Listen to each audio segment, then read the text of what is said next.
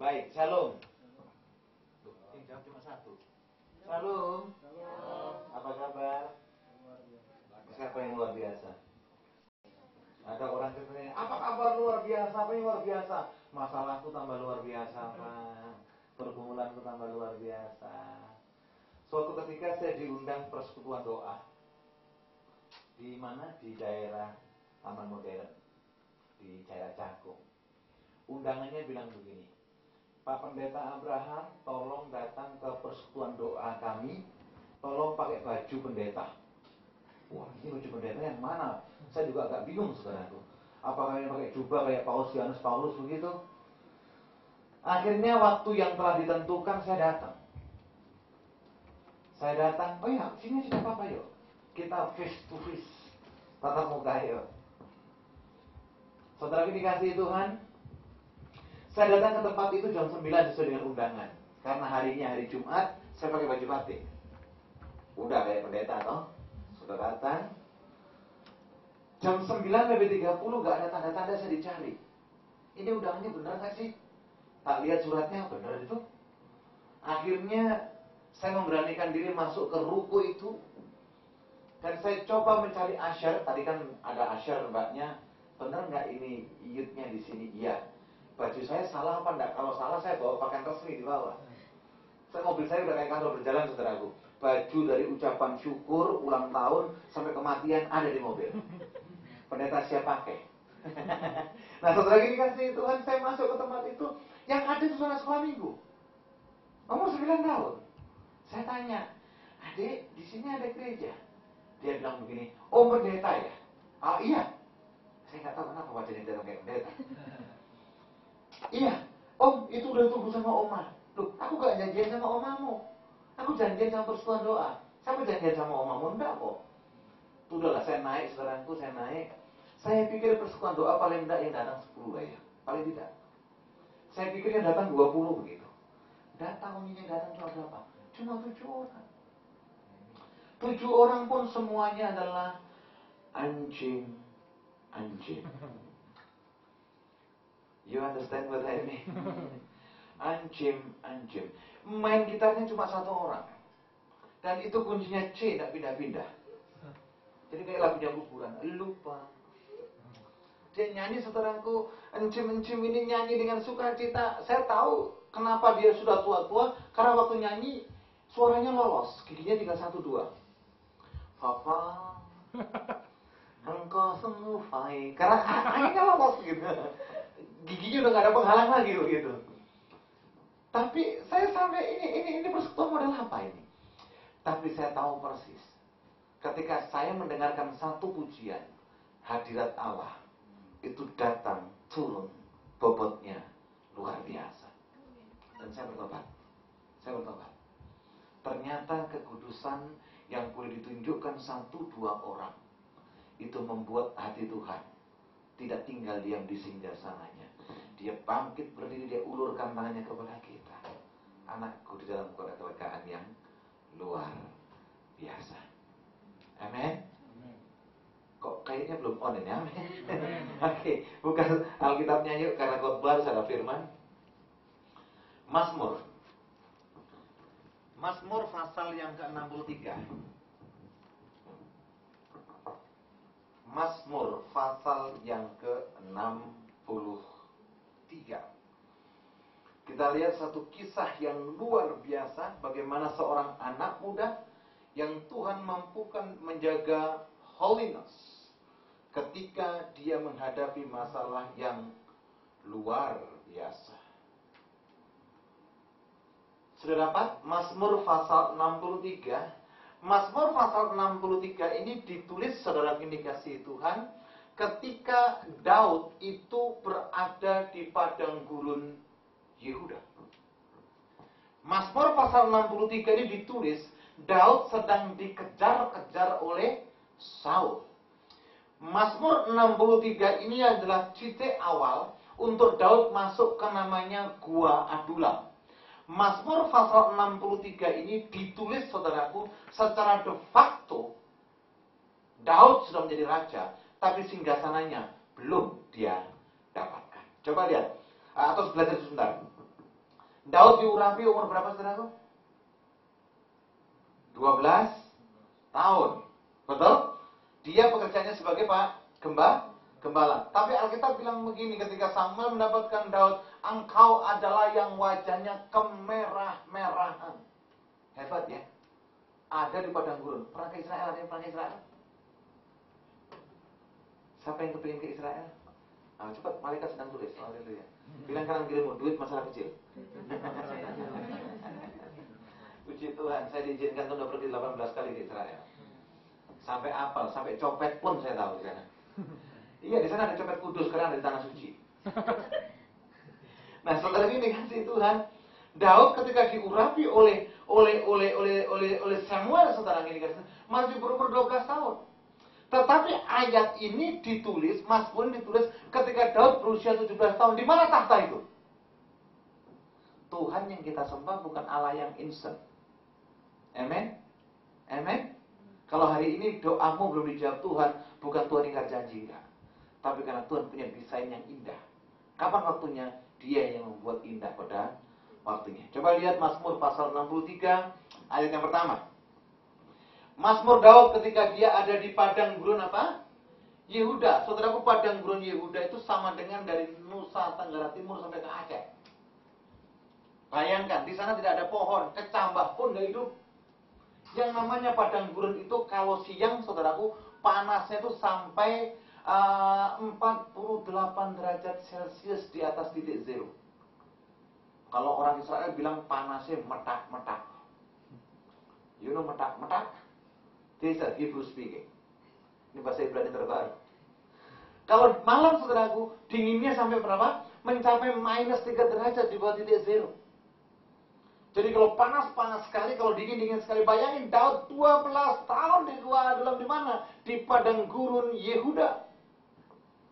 Lah kita enggak, baru bergumul sedikit, nggak dapat angkot, udah ngomel-ngomel. Katanya mau ikut Tuhan enak, buktinya Metro Mini nggak ada lewat. Itu baru di Jakarta. Haleluya. Bilang kanan kirimu, makanya jangan suka mengeluh. Bilang kanan kirimu, jangan suka mengeluh. Betul? Bilang kanan kirimu, masalahmu ada jalan keluarnya. Oke? Bilang kanan kirimu, jangan coba-coba putus asa. Nah, jawab lagi kanan kirimu, bilang begini, kamu juga jangan coba-coba bunuh diri. Oke. Ya. Coba lihat yang kedua. Coba jangan sampai yang kelima ya. Ya Allah, engkaulah Allahku. Aku mencari engkau, jiwaku haus kepadamu.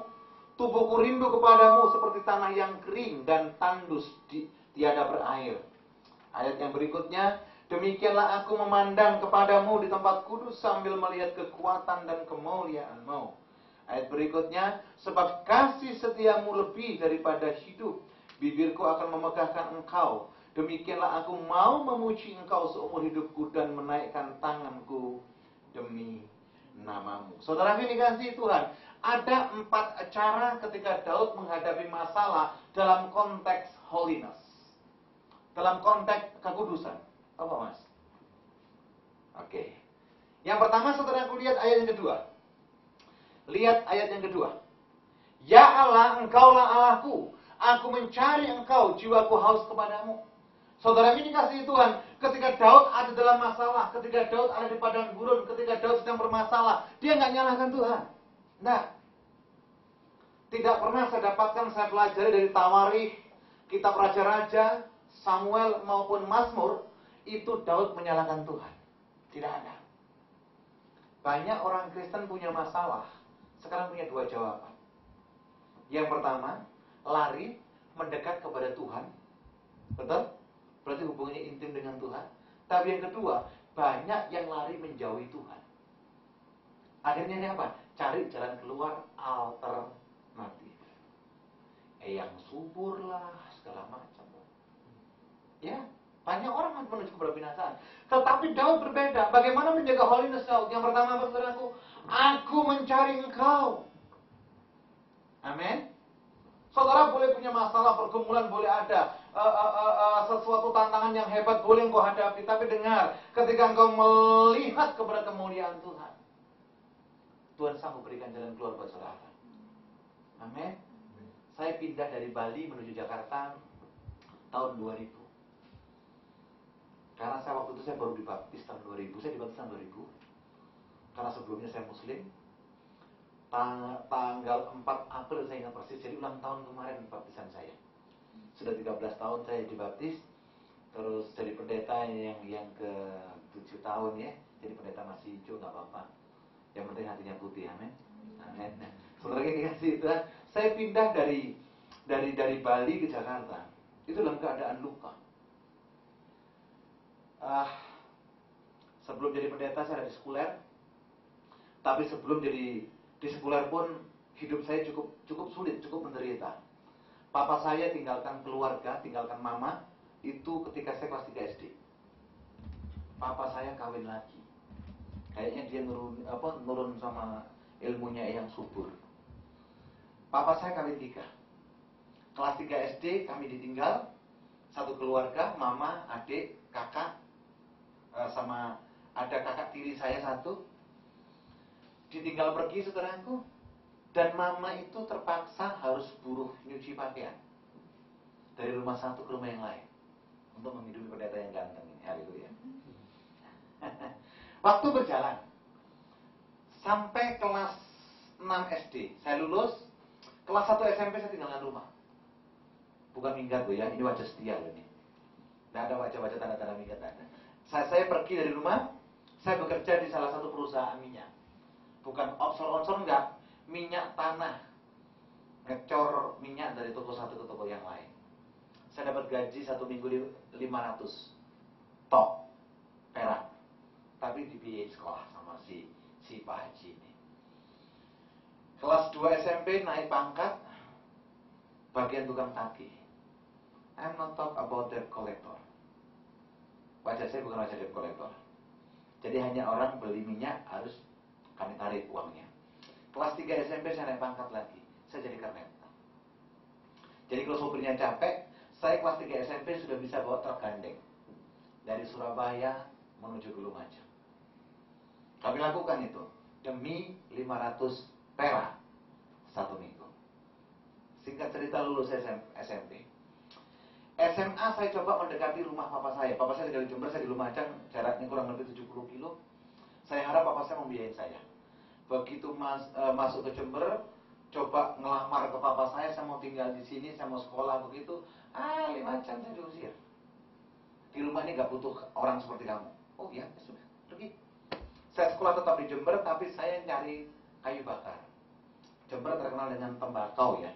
Jadi kami cari kayu bakar untuk oven tembakau. Waktu berjalan. Kelas 2 SMA, puji Tuhan, dapat anugerah Tuhan. Jadi tukang pengepul kayu. Kalau ada tanda-tanda, saya Muslim kuat. Saya ngaji, saya ada di surau, saya jadi imam di masjid-masjid. Kelas 3 SMA, saya dapat anugerah Tuhan. Saya bisa nyopir, tidak punya mobil. Saya punya guru matematika, punya mobil, tidak bisa nyopir. Nah, jadi saya tiap hari nyopir, guru matematika saya jadi kernet. Tiap hari sama marah-marah dia. Udah diambil belum uang penumpang? Pokoknya kalau nilai saya merah, tak turunkan di jalan ya. Ada intimidasi kudus. Oke. Puji Tuhan lulus SMA, saya ke Bali. Karena Tuhan izinkan waktu itu dapat PMDK. Kalau yang angkatan tahun 88 89 tahu ya. PMDK dari ujian masuk perguruan tinggi negeri tanpa ujian. Saya masuk di Teknik Sipil Udayana. Oh, calon insinyur tapi nggak jadi. Saya masuk di sana saudaraku. Pagi saya kuliah. Sorenya saya cari ikan. Ikut nelayan. Jadi buku kuliah saya semuanya asin. Itu di Gedonganan, di Jimbaran itu kami nyari ikan. Tapi middle semester 5 bubar. Masuk fakultas hukum sambil kerja, bubar lagi. Masuk fakultas pariwisata, bubar lagi. Sampai ada orang yang bilang, ini pendeta ini goblok banget. Kuliah 3 fakultas harus lulus. Tapi pindah ke Jakarta tahun 2000, saya masuk seminari Betel. Puji Tuhan, selesai sekolah saya. Ternyata Tuhan suruh saya jadi pendeta. Haleluya. September besok saya mengajukan tesis. Kalau Tuhan izinkan tahun ini selesai master saya untuk master teologi. Saya mau katakan, asalkan ada niat dan mencari Tuhan, orang boleh tutup pintu bagi kita, tapi Tuhan selalu buka jalan buat kita. Amin. Amin. Saya pindah ke Jakarta bukan karena mau saya, enggak. Jakarta bukan pilihan. Jakarta bukan pilihan. Tapi panggilan ini yang jadi masalah. Jadi saya tinggalkan Jakarta dalam keadaan bangkrut. Saya pernah kerja 7 tahun jadi manajer Asia termuda untuk British Airways. Oh, masih muda, gajiku dolar. Istriku gajinya juga dolar. Dia kerja di Venture Holiday. Umur 24 tahun. Sementara orang naik Suzuki Carry, kami sudah naik BMW yang baru. Sombong. Tahun 1998, saya bilang sama saya begini, gak mungkin Tuhan bisa bikin bangkrut kita. Kita udah kuat sekali. 2 minggu dipelintir, habis. Bukan hanya rumah, semua mobil yang kredit tiga-tiganya diambil sama Dela. Kenapa? Waktu itu Pak Harto turun transformasi, pariwisata sepi. Pak Harto turun toh, saya juga ikut turun. Loh iya dong, bedanya Pak Harto tetap kaya, saya kiri, itu aja bedanya. Saya pindah ke Jakarta, Tuhan tetapkan saya dari tahun 99 jadi hamba Tuhan. Tapi masih belum dibaptis.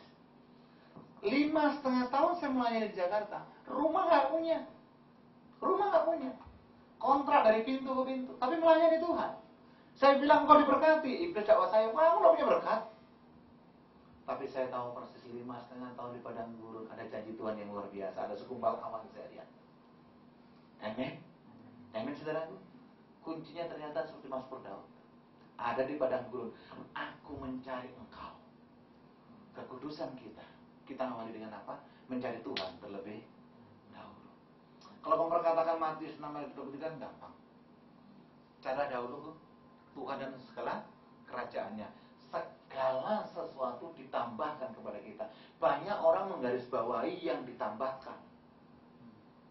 Banyak orang menggarisbawahi yang dipulihkan. Berkat berlimpah. How? Kalau kenyataannya kita nggak dapatkan itu. Betul saudara? Ke gereja bukan menjadi hamba Tuhan. Kita ke gereja, kita persekutuan hanya semata-mata hatiku haus kepada Tuhan. Amin. Kalau saudara mencari manusia, kecewalah.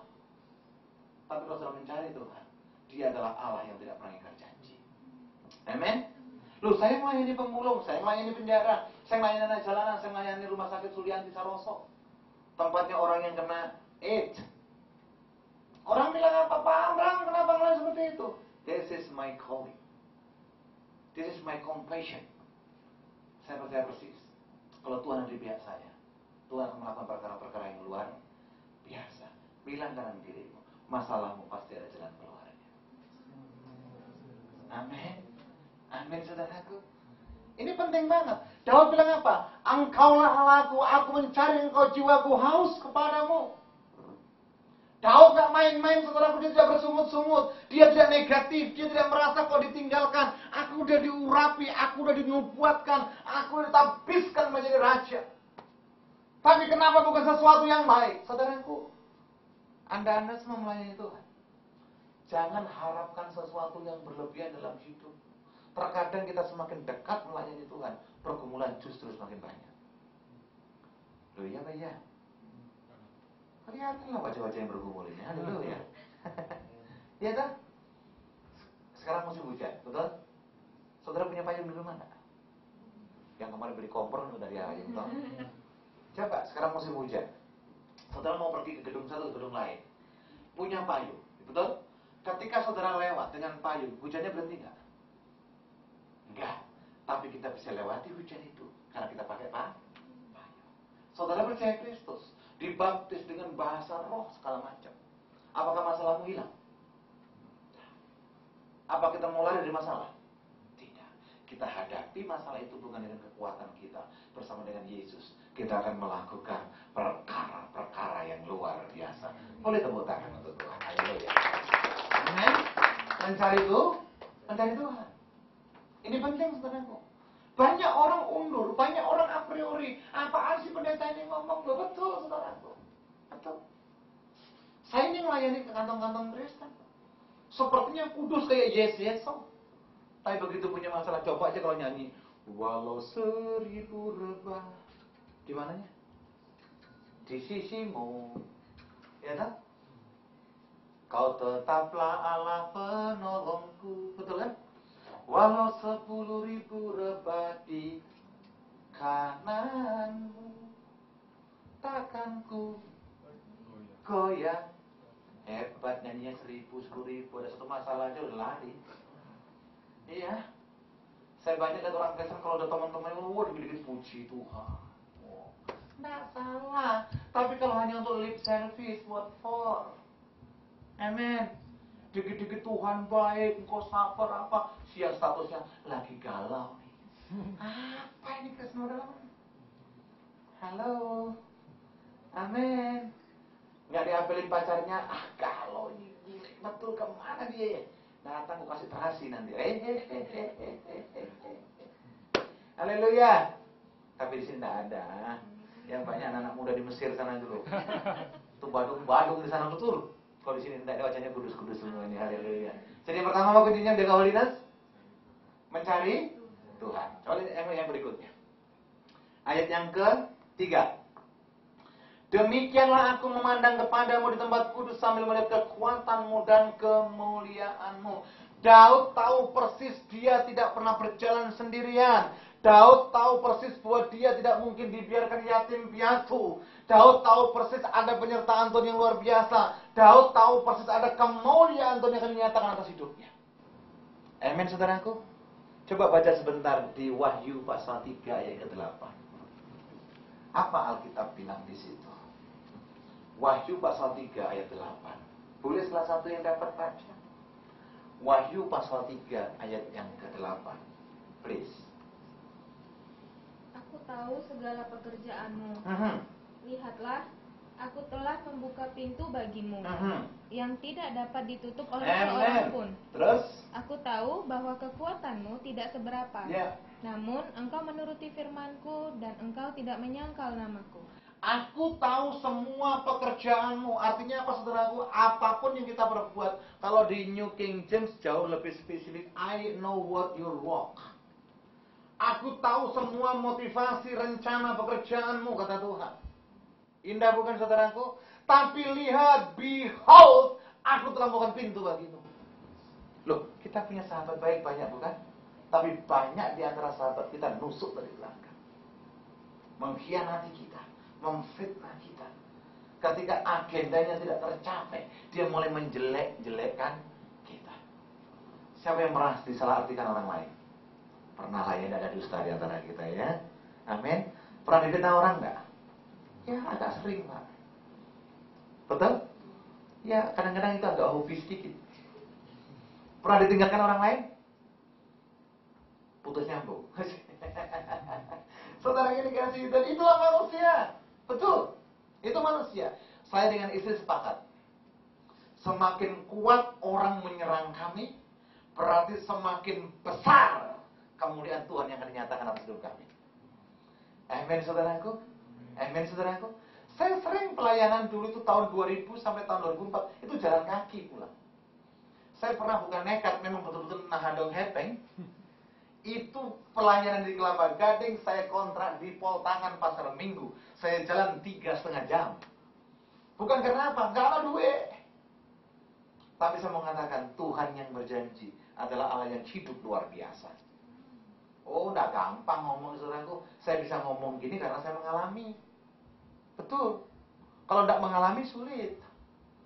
Enak aja kita mengatakan Tuhan baik. Sekarang begini loh, mengampuni gampang gak dibicarakan? Gampang. Dilakukan? Oh, sebentar dulu Pak, ini kan Jakarta Pak. Mata ganti mata, gigi ganti gigi, kan gitu. Lu jual, gua beli dong. Hati-hati, saudaraku. Kalau hukum kasih karena tidak seperti itu. Daud tahu persis ketika dalam pergumulan ada Tuhan di dalamnya.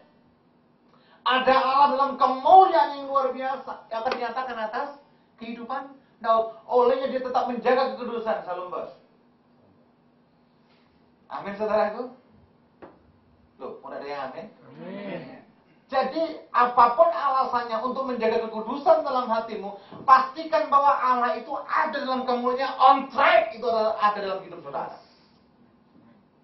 Amen. You are never alone, Rangers. Wah, ini memang Iron Man 3. Loh iya, Anda tidak pernah berjalan sendirian, tidak. Orang percaya Alkitab dalam malaikat berkata apa? I will send some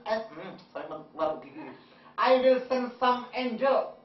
Aku akan mengirimkan seorang malaikatku berjalan di mana? Di depanmu. Kita tahu saudaraku, Alkitab berkata apa? Satu malaikat bisa menghancurkan kota siapa?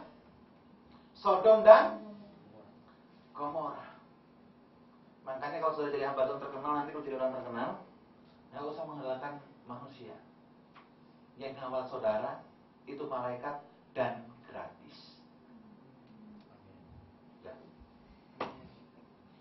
Suatu ketika ada hamba Tuhan dari Amerika, istrinya pendeta, telepon ke gembala senior kami Pak Timotius Arifin, bilang begini, Pastor, bisakah engkau menyediakan 2 bodyguard untuk mengawal istriku selama rekaman di Bali?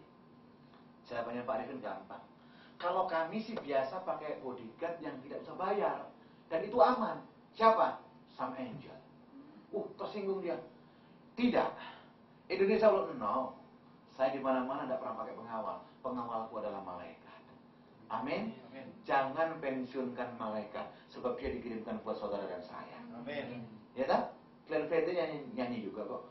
Malaikat juga. Haleluya. Bilang kanan kirimu engkau disertai malaikat. Jadi artinya begini, ketika kita bohong, Tuhan tahu nggak? Ketika kita berdusta, Tuhan tahu nggak? Ketika kita tidak menjaga kekudusan kita, Tuhan tahu nggak? Kenapa kita lakukan? Bilang kanan kirimu, jaga kekudusan. Oh, haleluya, haleluya, haleluya. Siapa yang belum menikah? 1, 2. Jangan aku ya, jangan bisa menikah saya. Oke, yang belum menikah, yang belum menikah. Oke. Yang cewek dari saya tanyain. Kalau engkau dapat hadiah apapun juga ada dibungkus di kotak yang bagus. Ada pitanya segala macam. Kalian tertarik hanya pada bungkusnya saja? Apa isinya? Yang benar. Ya. Kan sekarang kan yang penting badannya sespek, rambutnya di spike, jalan, ya toh? Jalannya kayak adirai. Saudaraku, hati-hati. Saudara tidak untuk hidup hanya dilihat oleh mata manusia yang berbicara kekudusan. Jangan suka hanya melihat packagingnya saja. Halo, amen. Untuk apa punya pacar ganteng, tinggi, hebat, tapi suka nyakiti hati? Ini kena deh gue deh. Ini gue banget gitu loh. Ini gue banget ini. Ya atau cowok-cowok cari pacar cantik semampai. Semeter nggak sampai cebol. Iya, dia hebat, senyumnya saja membuat tubuh ini bergetar. Amin. Senyumannya membuat utang-utang kartu kredit lewat. Tapi dia suka selingkuh. Wow, gua korban ini. Nah ya, saudaraku, yang dilihat oleh manusia itu bungkus, packaging. Tapi yang dilihat Tuhan tidak. Dia melihat ke dalam hati kita. Amin. Daud di padang gurun, Daud dia ada di tengah-tengah daripada gua Adulam. Tapi dia tetap menjaga kekudusan dengan apa? Aku tahu kemuliaan Tuhan akan dinyatakan dalam hidupku. Haleluya. Haleluya. Jadi yang engkau lihat itu jangan masalahmu di depan, tapi lihat kemuliaan yang luar biasa. Amin. Amin. Saya kasih ini ya, satu pernyataan yang indah saya pelajari. Cara terbaik menghadapi masalah, cara terbaik menghadapi pergumulan, cara terbaik menghadapi air mata adalah dengan mengucap syukur. Yes apa yes, ayo. Nggak gampang lah ini. Gak ada duit mengucap syukur, terima kasih Tuhan, berkatmu banyak, karena duit. Terus yang kedua, orang yang paling siap menghadapi masalah dan pergumulan adalah orang yang bisa mengucapkan syukur. Amin. Orang yang bisa mengucapkan syukur otomatis akan menjaga hati dan kekudusannya. Dan orang yang demikian selalu melihat kesempatan di balik masalah. Amin. Daud tidak menyalahkan Tuhan, tapi dia tahu persis justru di Gua Adulam dia memulihkan 400 orang Yahudi yang mengalami sakit hati. Ingat loh, orang yang sakit hati itu cenderung melukai orang lain. Coba deh lihat teman-teman yang baru diputus cowoknya atau ceweknya. Pasti dia menyalahkan orang lain. Karena orang yang luka cenderung melukai. Hanya orang yang takut akan Tuhan yang menjaga kekudusan, dia tidak akan melukai orang lain. Saya nggak tahu ini kenapa mantu-mantu ini korban pelaku Tuhan. Atau paralel Pak. Oke. Nah saudaraku, tetapi orang yang berpikir negatif, orang yang tidak bisa menjaga kekudusan, selalu melihat masalah di balik jawaban. Saya sekali lagi. Orang yang tidak bisa mengucapkan syukur, orang yang tidak bisa menjaga hati, orang yang tidak bisa menjaga holiness, justru melihat masalah di balik jawaban. Sudah dijawab, selalu dicari kelemahannya. Sudah disertai, dicari terus kekurangannya. Ada orang yang udah kayak begini, saudaraku, kalau ketemu saudara, ini bibirnya ini ujungnya ke bawah. Berduduk. Itu orang yang tidak bisa mengucapkan syukur itu. Coba lihat kanan kirimu, berikan senyum yang terbaik. Oh iya, ada orang yang a priori, nanti datang ke sana dong, WL-nya bagus. Siapa? Dia.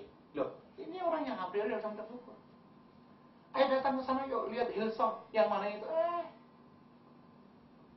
Itu orang yang negatif, tidak bisa menjaga kekudusan. Tetapi kalau orang yang bisa menjaga kekudusan, apapun yang dihadapi, dia melihat kemuliaan Tuhan. Amen. Yang ketiga. Ayo, ada 84 poin soalnya. Haleluya. Yang mana tadi? Oh, sekarang ayat yang keempat. Sebab kasih setiamu lebih baik daripada hidup. Bibirku akan apa? Memegahkan engkau. Mazmur pasal 63 yang keempat. Orang yang bisa menjaga kekudusan dicontohkan oleh Daud ketika dalam pergumulan, saudaraku. Yang pertama tadi mencari Tuhan terlebih dahulu. Ya betul? Yang kedua dia melihat kemuliaan Tuhan. Yang ketiga saudaraku, Daud selalu melakukan pujian penyembahan di hadapan Tuhan. Orang yang bisa menjaga kekudusan akan menjaga wibawa ilahi dalam bibir dan perkataannya. Amin. Olehnya kita dilarang keras perkataan negatif. Amin. Ini penting saudara, kenapa? Karena Daud tidak mau menggerutu dengan ucapannya. Mulutku penuh dengan pujian. Bisa nggak kita nyanyi gitu ketika hutang kita nggak dibayar sama orang? Not easy. Bisakah nggak berkata semua kalau kita nggak bisa makan sesuai dengan kebutuhan kita? Not easy. Saya mengalami itu saudaraku. Pagi bisa makan pelayanan, sore nggak tahu bagaimana caranya makan. Toh hari ini kami hidup, diberkati lagi. Amin. Saya sepakat dengan istri saya, kita tidak akan pernah berhutang. Sebab Alkitab tidak bilang begitu. Kita boleh ada dalam air mata, kita boleh ada dalam pergumulan, kita boleh ada dalam masalah, tapi Tuhan tetap Allah yang bertanggung jawab. Tepuk tangan buat Tuhan. Haleluya. Kalau engkau lakukan ini, engkau akan jaga holiness. Amen, saudaraku. Lagu-lagu dunia ngaco kok sekarang kok. Diangkut di taksi, lagunya Ayu Ting Ting kemana. Kasihan, kemana arahnya tidak jelas. Daud juga bilang kemana-kemana, tapi dinyatakan beda. Kemanakah aku dapat pergi menjauhi rohmu Tuhan. saudara bisa menipu orang lain, saudara bisa bohong kepada orang tua saudara, saudara bisa bohong dengan gembala saudara, tapi saudara tidak punya kemampuan untuk berbohong di hadapan Tuhan. Haleluya. Haleluya. Pujian itu adalah doa yang dimasmurkan. Amin. Makanya kalau menyembah Tuhan, memuji Tuhan, kita tuh betul-betul sungguh-sungguh. Saya pernah khotbah dengan tema bagi saudaraku, aku telah melihat Tuhan. Bila mana kita melihat Tuhan? Loh, kalau orang Kristen berdoa, tidak percaya ketemu dengan Tuhan, nggak usah doa. Itu buang-buang waktu. Amin. Amin. Ya, kalau saudara berdoa tidak yakin bertemu dengan Tuhan, sama dengan menggigau, sama dengan ngomel sendiri. Enggak. Namanya kita berdoa karena kita kudus, Allah adalah kudus. Kita bertemu in the Spirit. Haleluya. Bila mana kita bertemu dengan Tuhan, yang pertama adalah dalam pujian penyembahan. Saya tahu persis dan saya percaya betul ketika orang puji dengan sungguh, Tuhan disenangkan. Roh kita bertemu dengan rohnya Tuhan. Konsepnya kekudusan. Betul? Loh, kadang-kadang bukan hanya nyanyi perjamuan kudus, saya lihat banyak orang main-main. Loh, tidak baca ayatnya. Barang siapa tidak sungguh-sungguh dalam perjamuan kudus, bukan mendatangkan berkat, tapi maut dia terima. Ya. Saya capek kadang-kadang melihat orang yang tidak sungguh-sungguh dalam Tuhan. Akhirnya apa? Bukan jalan keluar didapatkan. Masalah demi masalah. Datang ke gereja, tidak dengan kudus betul-betul. Pulang masalahnya tambah banyak. Tapi kalau kita percaya kepada Tuhan, kita tahu persis Allah tidak kekurangan cara untuk memberikan jalan keluar kepada kita. 1 Korintus 10:13 kata apa? Pencobaan demi pencobaan yang kau hadapi adalah pencobaan biasa, tidak melebihi kekuatanmu. Tetapi itu yang indah. Dan barang siapa yang datang kepadaku, kepadanya aku berikan jalan keluar. Jadi kalau kita punya masalah, datang kepada siapa, itu adalah poin. Kalau saudara datang kepada paranormal, saudara kayak parah-parah. Keluarnya di abnormal. Ya kan?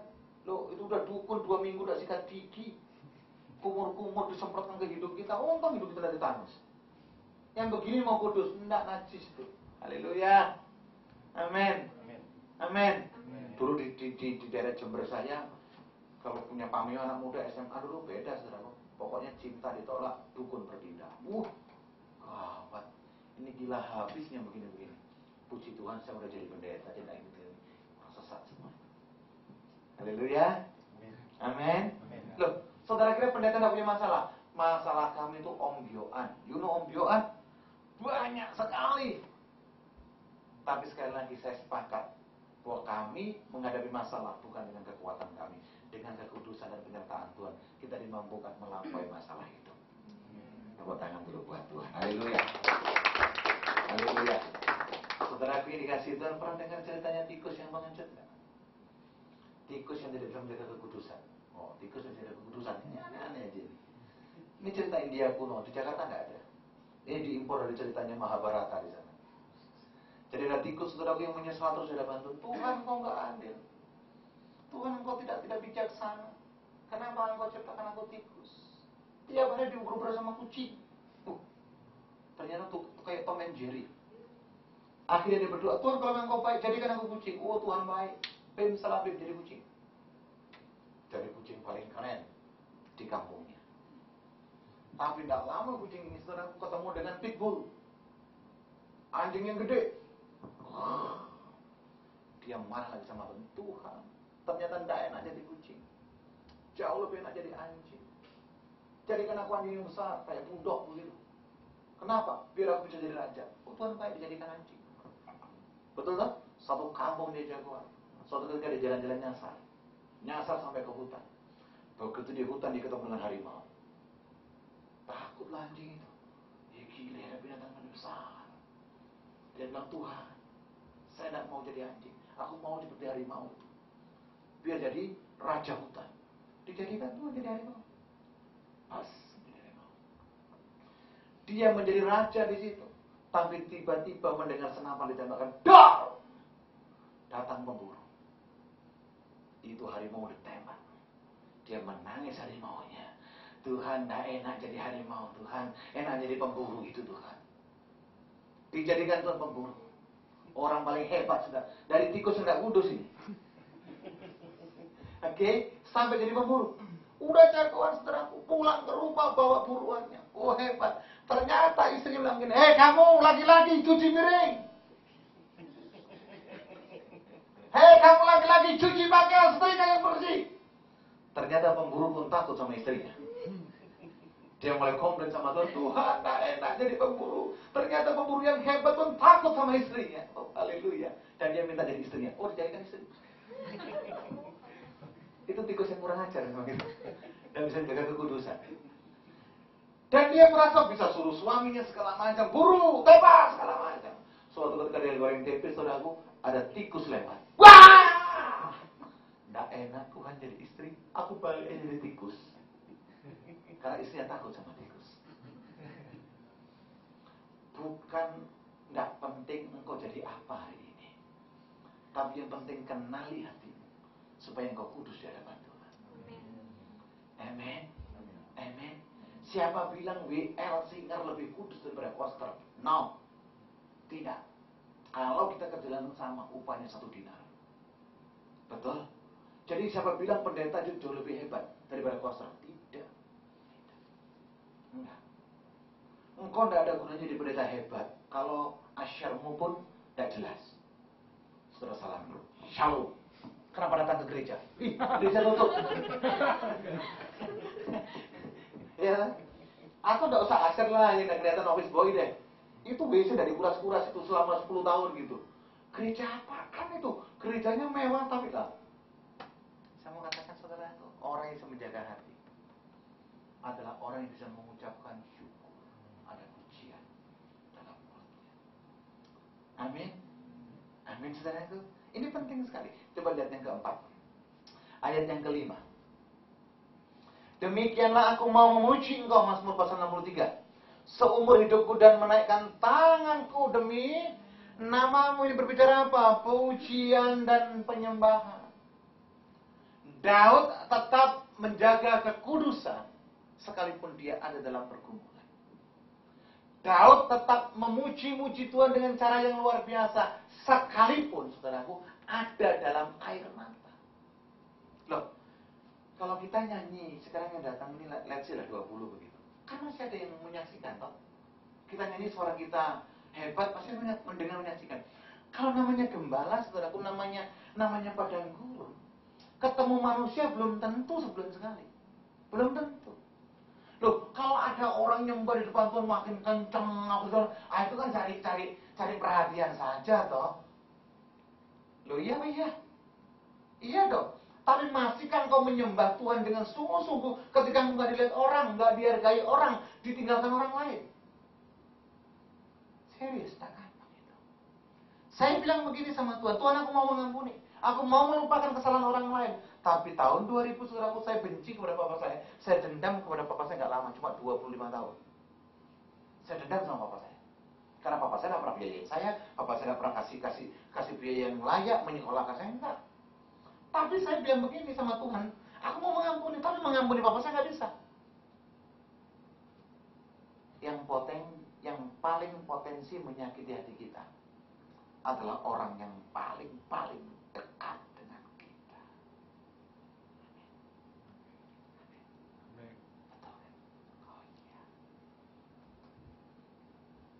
Ya kan? Orang yang paling potensi menyakiti hati kita adalah orang yang paling dekat dengan kita. Paling so dekat sekali itu lah, sudah so dekat itu. Tidak jauh-jauh, so dekat sekali. Nah, kalau kita tidak bisa menjaga hati kita akan jatuh. Amin, saudaraku. Tapi Tuhan bilang begini dalam mimpi saya, ketika saya selesai ikut Leader dan Encounter, kamu pulang ke Jember, ampuni papamu. Naik Tuhan. Enak aja Tuhan ngomong lah, kita kepala jadi kaki, jadi kepala, tiba-tiba suruh ngampuni, tidak ada rumusnya lah, nggak ada itu. Terus yang kedua juga Tuhan bilang, pulang anakku, ampuni papamu, nggak sudi, tak. Tapi ketika aku yang berfirman menyuruh kau pulang, yang gini aku takut, aku pulang saudara. Aku pulang ke Jember, waktu itu di Jember tidak ada kereta yang Argo, itu tidak ada kereta yang duit. Kayak gitu ya. Yang pakai batu bara gitu ya. Gitu. Lihat ya, setiap stasiun berhenti kacang permen gitu ya. Sudahlah saya lakukan itu. Tapi buahnya itu manis. Papa saya itu bukan hanya Muslim. Papa saya itu dukun. Tapi dukunnya keren, bukan dukun biasa, rain stopper. You know rain stopper? Ya, pawang hujan, betul. Kan jadi pendeta jangan pawang hujan lah, rain stopper agak keren sedikit lah. Kalau pawang hujan desopan kan. Ya, rain stopper. Jadi pawang hujan. Tahun 2004 bertobat nanti ya. Terima Yesus. Tahun lalu dipanggil Tuhan. Tapi sudah 17 orang Kedar Nebayo menerima Yesus sebagai Tuhan dan Juru Selamat. Tepuk tangan. Haleluya. Di balik masalah ada pujian dan penyembah. Amin. Kalau engkau menggerutu dengan masalahmu, engkau tidak bisa menjaga hatimu, masalahmu tidak akan selesai. Pergumulanmu panjang atau pendek itu bukan lagi urusan Tuhan, tapi urusan sikapmu di hadapan Tuhan. Betul? Engkau punya masalah tapi menggerutu, semakin panjang masalahmu. Betul? Tapi kalau engkau di balik masalah ada ucapan syukur, menjaga hati yang tetap memuji Tuhan, saya percaya ada akselerasi, ada percepatan yang Tuhan berikan atas kita. Amin. Amin. Ayo 4 hal ini pegang baik-baik. The holiness telah diberikan kepada kita. Kita bisa jaga lebih dari itu. Pilih dengan saudaramu. Tuhan tidak akan memegang nyuruh saudara kamu harus menjaga. Tidak. Anda punya free will. Anda mau datang ke satu komunitas dengan sungguh-sungguh, menyerahkan diri pergumulan di hadapan Tuhan, atau engkau pikul sendiri, itu adalah pilihan saudara. Engkau di padang gurun menyerahkan Tuhan, itu juga pilihan saudara. Tapi kalau di padang gurun tetap mencari Tuhan, mulut kita tetap memuji Tuhan, melihat kemuliaan Tuhan, masalahmu akan mendapatkan percepatan, dan jawaban itu akan diberikan buat saudara. Tuhan Yesus berkati. Tepuk tangan bagi Allah kita. Haleluya.